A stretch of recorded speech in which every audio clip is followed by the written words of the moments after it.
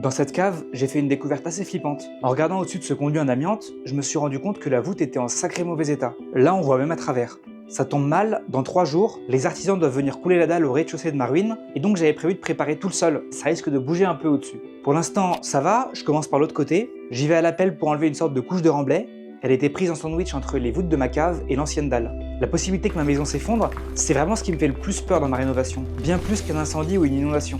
D'ailleurs, en retirant tout ça, je suis tombé sur ce vieux bois pourri. C'est une partie des montants des cloisons que j'ai enlevé dans la dernière vidéo et qui étaient encore encastrés dans le mur. Vous aviez été plusieurs à me dire de les garder, mais quand je vois ça, je me dis que j'ai quand même bien fait de tout envoyer à la déchetterie. Maintenant, c'est le moment où je commence à me rapprocher de la partie de la voûte affaiblie. Le camion commence à se remplir rapidement, mais j'essaie d'y aller doucement.